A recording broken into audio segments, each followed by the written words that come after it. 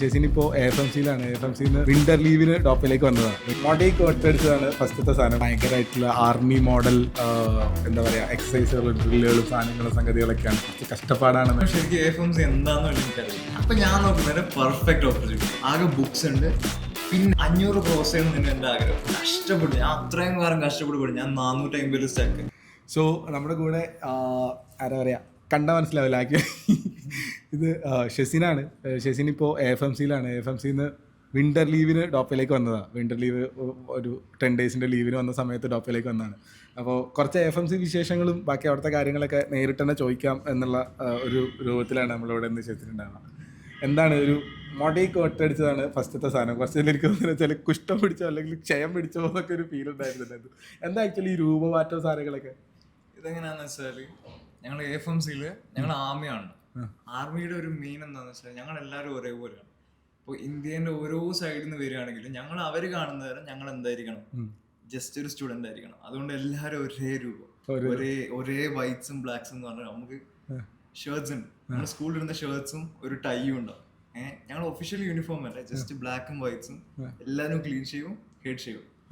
എല്ലാരും കാണാൻ ഒരുമാതിരി ഒരേപോലെ. മുടി മൊട്ടടിക്കണം മൊത്തമായിട്ട്, മുടി ഫുള്ള് മൊട്ടടിക്കണം. അപ്പൊ ഗേൾസ് ഒക്കെയോ?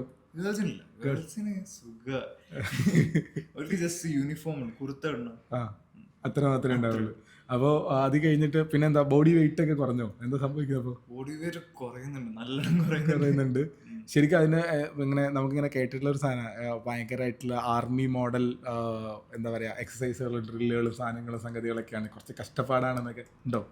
കഷ്ടപ്പാട്, പക്ഷെ നമ്മൾ അറിയില്ല. നമ്മളിങ്ങനെ എന്താ സ്ലോലിയാണ് കൊണ്ടുവരിക. ഞങ്ങൾ ഫസ്റ്റ് ഡേ ഒക്കെ ഞങ്ങൾ ശരിക്കും ജസ്റ്റ് എടുത്ത് കുറച്ച് സ്ട്രെച്ച് ചെയ്ത് അങ്ങനെ വിട്ട് ഞങ്ങള്. പക്ഷെ ഇപ്പോ 2 ആഴ്ച മുമ്പ് ഞങ്ങളൊരു ക്രോസ് കൺട്രി മാരത്തോൺ ഓടി. എങ്ങനെയാന്ന് വെച്ചാൽ 8 കിലോമീറ്റേഴ്സാണ്. 8 കിലോമീറ്റേഴ്സ് ഞങ്ങൾ ഓടി എത്ര 45 മിനിറ്റ്സ് അത്രേനുള്ളൂ. പക്ഷെ ഞങ്ങൾ തുടക്കത്തിൽ 2 കിലോമീറ്റർ ഓടി എല്ലാവരും കിതക്കായിരുന്നു. കാരണം എത്ര കൊല്ലം റിപ്പീറ്റ് ചെയ്തു. അതിനുശേഷം വിത്തിൻ 2-3 മന്ത്സിനുള്ളിൽ ജസ്റ്റ് 8 കിലോമീറ്റർ 45 മിനിറ്റ്സ്. ആരും കിതച്ച പോലും, എല്ലാവരും പീക്ക് ഫിറ്റ്നസ്സിൽ ഭയങ്കര സെറ്റ് ആയിട്ട് ഓടിയിട്ടുണ്ട്. അപ്പൊ നിങ്ങൾ എല്ലാവരും ഭയങ്കര പക്ക ഫിറ്റ് ആയിട്ടുണ്ട് എന്നുള്ള ഒരു സാധനത്തിലേക്ക് ഫിറ്റായി വരുന്നുണ്ട്. ശരി. ആക്ച്വലി എനിക്ക് തോന്നുന്നത് എന്താ വെച്ചാൽ നമ്മളിപ്പോൾ നീറ്റിൻ്റെ റിപ്പീറ്റിംഗ് പരിപാടിയൊക്കെ ഒരു ജനുവരി മാസം എന്നൊക്കെ പറഞ്ഞു കഴിഞ്ഞാൽ ഷെസിന് എല്ലാവർക്കും അറിയുന്ന സാധനം. പഠിച്ച് വട്ടായി റിവിഷനൊക്കെ തുടങ്ങാൻ വേണ്ടി പോകണ ഒരു സമയത്തുള്ള സാധനം. ശരിക്കും നീ റിപ്പീറ്റ് ചെയ്യുന്ന സമയത്ത് എനിക്ക് തോന്നുന്നുണ്ട് കഴിഞ്ഞ ഒരു ഇൻ്റർവ്യൂ നമ്മുടെ ഡോപ്പിൽ തന്നെ പോസ്റ്റ് ചെയ്ത സമയത്ത് അതിനകത്ത് ഇങ്ങനെ പറയുന്നുണ്ട് AFMC ആണ് ആഗ്രഹം, അല്ലെങ്കിൽ AFMC-യിൽ പോകണം എന്നൊക്കെ. ഈ സമയത്തൊക്കെ അല്ലെങ്കിൽ റിപ്പീറ്റ് ചെയ്യുന്ന സമയത്ത് എപ്പോഴും അങ്ങനെ ഒരു ആഗ്രഹം ഉണ്ടായിരുന്നു? എന്തായിരുന്നു ആഗ്രഹം ശരിക്കും AFMC എന്താണെന്നല്ല എനിക്കറിയില്ല. അപ്പൊ എങ്ങനെയാന്ന് വെച്ചാൽ ഞാൻ ഇതിനു മുമ്പ് എനിക്ക് ബാസ്കറ്റ്ബോൾ ഭയങ്കര ഇഷ്ടം. ഞാൻ ബാസ്കറ്റ്ബോൾ സോണലൊക്കെ കളിച്ച് അതിന്റെ സർട്ടിഫിക്കറ്റ് ഒക്കെ ഉണ്ടായിരുന്നു. അപ്പം എനിക്ക് ഫിസിക്കൽ ഫിറ്റ്നസ് എന്ന് പറഞ്ഞാൽ ഞാൻ അത്ര ഫിസിക്കൽ ഫിറ്റ് അല്ലെങ്കിലും ആഗ്രഹം ഉണ്ടായിരുന്നു കുറച്ചുകൂടി ഫിസിക്കൽ ഫിറ്റ് ആവണം. അപ്പൊ ഞാൻ നോക്കുന്നത് പെർഫെക്റ്റ് ഓപ്പർച്യൂണിറ്റി. ഒരു ഡിസ്ട്രാക്ഷനും ഇല്ല, ഒരു ക്ലോസ് സെറ്റപ്പ്, ആകെ ബുക്സ് ഉണ്ട്, പിന്നെ അതിന്റെ കൂടെ കിട്ടുന്ന ഒരു 1 hour ബ്രേക്ക് 2 hour ബ്രേക്ക് ഉണ്ടായിരുന്നു ഈവനിങ്ങിൽ കിട്ടുന്നത്. ഞാൻ എന്ത് ചെയ്യുന്നു, ഞാൻ ആലോചിച്ചെന്താ വെച്ചാൽ ഈ 2 hour ബ്രേക്ക് എല്ലാവരും വെറുതെ റിപ്പീറ്റ് ചെയ്തുകൊണ്ടിരിക്കുന്ന സമയത്ത് ഈ 2 hour ബ്രേക്ക് എല്ലാവരും സംസാരിക്കുന്ന ടൈം സംസാരിച്ച് ഈ ഡ്രസ്സ് അലക്കുന്ന, ഞാൻ ഡ്രസ്സ് അലക്കും പക്ഷെ എന്താ പറയാ, ഞാൻ ജസ്റ്റ് വെള്ളത്തിൽ മുക്കി ആറിയിടുക. പക്ഷെ ആ ഒരു വേസ്റ്റ് ചെയ്യുന്ന ടൈമില്ലേ, അപ്പൊ ഞാൻ എന്താ വെച്ചാൽ അത് ഫുള്ള് ഞാൻ വർക്ക്ഔട്ട് ഫുൾ എന്ത് സ്ട്രെസ് ഉണ്ടെങ്കിലും എത്ര ഇതാണ്. ഞാൻ നീറ്റ് എക്സാമിന്റെ 2 ദിവസം മുമ്പ് വരെ ഞാൻ വർക്ക്ഔട്ട് ചെയ്തിട്ടുണ്ടായിരുന്നു. ശരിക്കും ഇപ്പൊ ഈ ഞാനിങ്ങനെ കുട്ടികളോട് പറയലുണ്ട്, നല്ല സ്ട്രെസ് ആങ്സൈറ്റി ഒക്കെ വരുന്ന ആൾക്കാർക്ക് ഒരു ലൈറ്റ് എമൗണ്ട് ഓഫ് വർക്ക്ഔട്ട് ചെയ്യുന്നത് ഭയങ്കര നല്ലതായിരിക്കും എന്നുള്ളതായിരുന്നു. എന്ത് വർക്ക്ഔട്ടാണ് ചെയ്തോണ്ടിരുന്നത്? ഇപ്പോൾ ഞാൻ ലൈറ്റ് അല്ലേ, ഞാൻ എങ്ങനെയാ വെച്ചാൽ ഒരു ഗ്രാൻഡ് എക്സാം ഉണ്ട്, ഞാൻ ഭയങ്കര പഠിച്ച് എന്നിട്ട് ഞാൻ 500 ക്രോസ് ചെയ്യണമെന്ന് എൻ്റെ ആഗ്രഹം. കഷ്ടപ്പെട്ടു, ഞാൻ അത്രയും കാലം കഷ്ടപ്പെട്ട് ഞാൻ 450 സ്റ്റക്ക്. അത്രയും കഷ്ടപ്പെട്ട് പഠിച്ച് അവസാനം എക്സാം റിസൾട്ട് വന്നപ്പോൾ എനിക്ക് 300 സംതിങ്.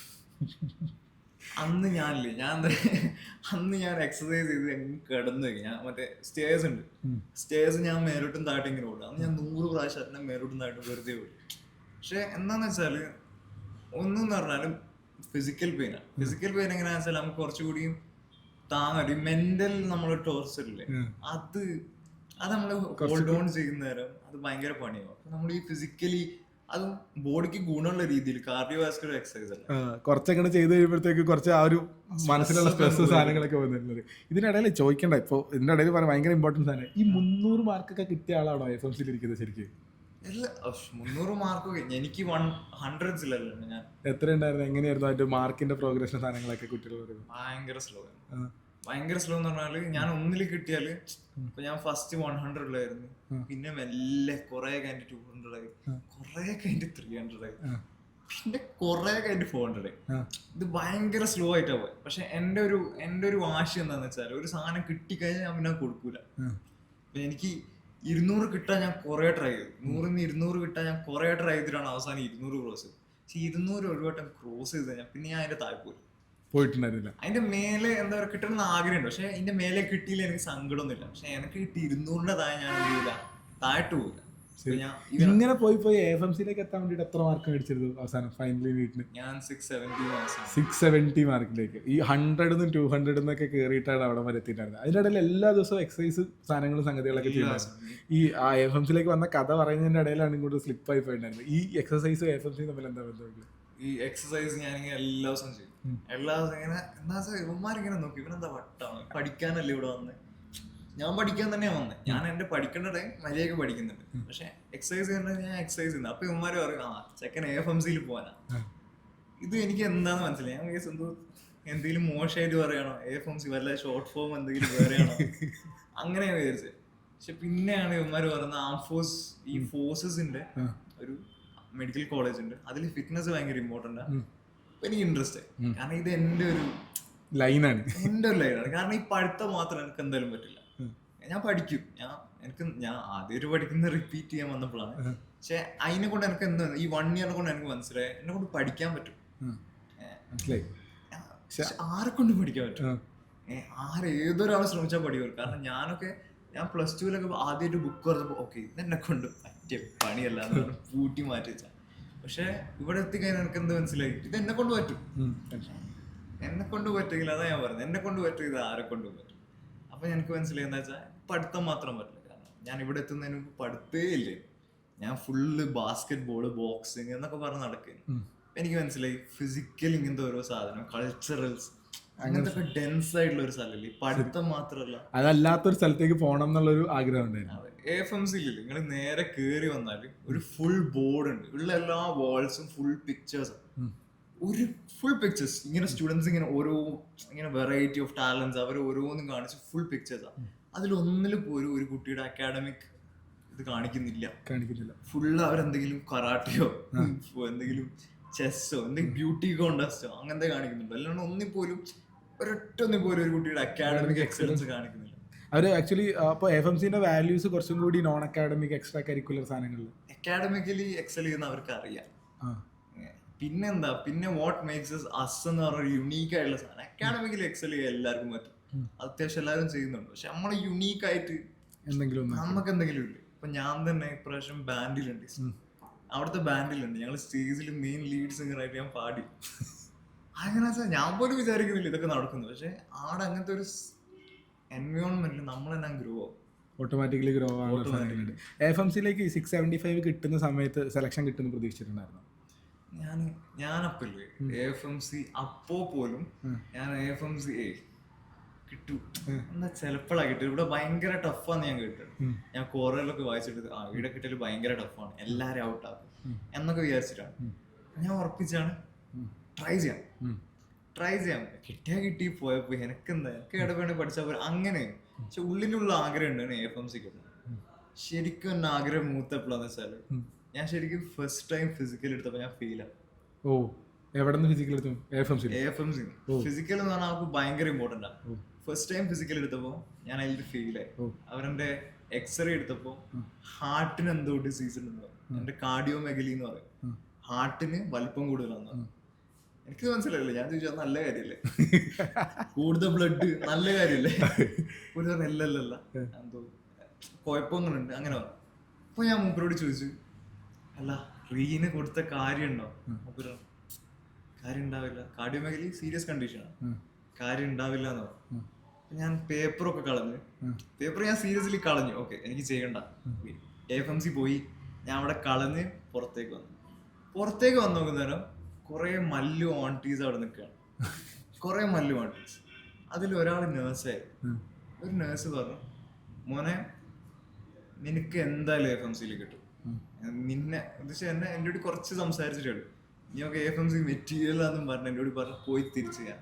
അപ്പൊ കളഞ്ഞ പേപ്പറാ. എന്നുവെച്ചാൽ ഞാൻ അവിടെ പോയി എന്താ പറയാ വേണ്ടാന്ന് പറഞ്ഞ് ബോക്സിലിട്ട് അവര് കൊണ്ടുപോയി, ബങ്കറിലിട്ട് ഇത് പോകാൻ കത്തിക്കാനായിട്ട് കൊണ്ടുപോയി. അവിടുന്ന് ഞാൻ കരഞ്ഞെടുത്ത് അവിടുന്ന് തിരിച്ചു കൊണ്ടുവന്ന പേപ്പർ റീഅപ്ലൈ ചെയ്യാൻ പോകുന്നു. അതിൽ ഞാൻ പാസ്സായി. ഞാൻ പാസ്സായി, ഒരു പ്രശ്നമില്ലാതെ ഫിസിക്കല് ക്ലിയർ ചെയ്തു. അടുത്തൊരു സ്റ്റേജിലേക്ക് എന്തായിരിക്കും ആക്ച്വലി വരുന്നുണ്ടാവുക ഫിസിക്കല് കഴിഞ്ഞ് കഴിഞ്ഞാൽ? ഫിസിക്കല് കഴിഞ്ഞാൽ ടോയ്ലർ എന്നുണ്ട്. ടോയ്ലർ എങ്ങനെയാണെന്ന് വെച്ചാല് നമ്മൾ എങ്ങനത്തെ രീതിയിലാണ് തിങ്ക് ചെയ്യുന്നത്.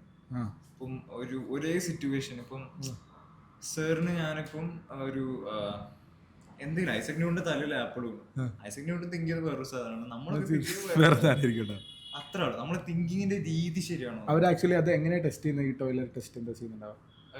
2 ടൈപ്പ് ഉണ്ട്. ടോയ്ലറിൽ തന്നെ നമ്മള് റീസണിങ് ടെസ്റ്റ് ചെയ്യുന്നുണ്ട്, പിന്നെ നമ്മളൊരു മെന്റൽ സ്റ്റേറ്റ് ടെസ്റ്റ്. റീസണിങ് നമ്മളെ സാധാ IQ ടെസ്റ്റ് പോലെ ഈ പെൻ ആൻഡ് പേപ്പർ വെച്ചുള്ള സാധനങ്ങളാ? പെൻ ആൻഡ് പേപ്പർ അല്ല, ഇത് കമ്പ്യൂട്ടറൈസ്ഡ്. അപ്പൊ ആക്ച്വലി അതിനകത്ത് ഈ പാറ്റേൺ ഐഡന്റിഫിക്കേഷൻ സാധനങ്ങളൊക്കെ അതുകൊണ്ട് അതുപോലെ സാധനങ്ങൾ IQ ടെസ്റ്റിലുള്ള ഇത് കമ്പ്യൂട്ടർ ബേസ്ഡ് ആയിട്ടുള്ള ഒരു ടെസ്റ്റ് ബേസിക്കലി ഈ റീസണിങ് ടെസ്റ്റ് ചെയ്യാൻ വേണ്ടിയിട്ട്. അത് കഴിഞ്ഞാൽ അടുത്തൊരു സ്റ്റേജിൽ വരും. അത് കഴിഞ്ഞാൽ ഇന്റർവ്യൂ ഉണ്ടാവും. ഈ ആക്ച്വലി നമ്മൾ കേൾക്കില്ലേ സിവിൽ സർവീസിന്റെ ഇന്റർവ്യൂ ബാക്കി സാധനങ്ങളൊക്കെ, എന്താ ആക്ച്വലി ഒരു ഫീൽ ഇന്റർവ്യൂവിന് പോകുമ്പോൾ? ഇന്റർവ്യൂസ് ഞാൻ ഇന്റർവ്യൂസിന് ആദ്യമായിട്ട് കയറി ചെല്ലുന്ന എല്ലാരും നോക്കുന്ന എല്ലാരും കാലിങ്ങനെ ഇങ്ങനെ വൈബ്രേറ്റ് ആണ്, വിറക്കുന്നു ഇങ്ങനെ കൈയൊക്കെ ഇങ്ങനെ വെച്ച് ഇങ്ങനെ ആരല്ലോ ഏതെല്ലോ മന്ത്രമൊക്കെ ജപിച്ച് അങ്ങനെ നിനക്കിതൊക്കെ ഇങ്ങനെ കണ്ടിട്ട് പേടിയോ ഞാനിങ്ങനത്തെ എന്തെങ്കിലും ചെയ്യണം.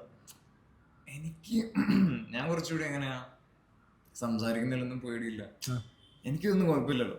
ഞാൻ ഇങ്ങനെ നോക്കാൻ ചുറ്റും നോക്കി തന്നെ കയ്യും ഇങ്ങനെ ഇതാക്കി ഇങ്ങനെ ആരല്ലോ വിളിച്ച് അമ്മേനൊക്കെ സൈഡിൽ ഇങ്ങനെ വിളിച്ച് സംസാരിക്കുന്നത് ഞാൻ കുറച്ചുകൂടി ചില്ലേ. ഞങ്ങൾക്ക് 2 ഇന്റർവ്യൂ ഉണ്ടോ. ഫസ്റ്റ് എങ്ങനെയാ വെച്ചാൽ നമ്മള് ബ്രിഗേഡ് മാറ്റം ചെയ്യുന്ന ഫസ്റ്റ് ഇന്റർവ്യൂ. സെക്കൻഡ് എങ്ങനെയാണെന്ന് വെച്ചാൽ full desk of very senior ആയിട്ടുള്ള ഓഫീസേഴ്സ് അല്ല. ഫസ്റ്റ് ഇന്റർവ്യൂ ഞാൻ കലക്കി അവരെന്താ ആക്ച്വലി ചോദിക്കുക ഇന്റർവ്യൂലേക്ക്? ഭയങ്കര എന്താ പറയാ നമ്മളെ ഇറ്റ്സ് സിമ്പിൾ ബട്ട് ദെൻ ഇതിന്റെ പുറകിൽ നമ്മളിങ്ങനെ പേടിക്കുന്ന പുറകെ ഇങ്ങനെ എന്തെങ്കിലും ചോദിച്ചു. നമ്മളൊരു സാധനം കൊടുത്താൽ അതിൽ നിന്നാ ചോദിക്കുക. ഞാനിപ്പോ ബോക്സിംഗ് ആന്ന് പറഞ്ഞു, സർ വാട്ട്സ് യു ഇൻട്രസ്റ്റ് എന്ന് ചോദിച്ചു. I M interested in basketball. അപ്പം ബാസ്കറ്റ്ബോളിനെ പറ്റി കുറച്ചുകൂടി എല്ലാവർക്കും അറിയാം. അപ്പോൾ അയാൾ അതിനെ പറ്റി ചോദിക്കുന്നത് വാട്ട് എൽസ്, ഒറ്റടി ഡയറക്റ്റ് ക്വസ്റ്റ്യൻ, ഷാർപ്പ് ടോൺ ആയിട്ട് നമ്മളിങ്ങനെ വേറെ എന്താ എനിക്കുള്ളത്. അപ്പം എൻ്റെ മനസ്സിൽ ആദ്യം വന്ന് ബോക്സിങ്. ഞാൻ പറഞ്ഞു സർ ബോക്സിംഗ് എന്ന് പറഞ്ഞപ്പില്ലേ നമുക്കൊരു ഫസ്റ്റ് തന്നെ ഒരു ചോദ്യം ചോദിച്ചു, വാൾട്ടർ വെയിറ്റ് എന്താ? ആ ഒരു വെയിറ്റ് ക്ലാസ് ആണ്, ഏറ്റവും ചെറിയൊരു വെയിറ്റ് ക്ലാസ് ആണ് വാൾട്ടർ വെയിറ്റ് എന്ന് പറഞ്ഞാൽ. വാൾട്ടർ വെയിറ്റ് എന്താ? അങ്ങനെ ചിരിച്ച് നോക്കി ചിരിച്ചു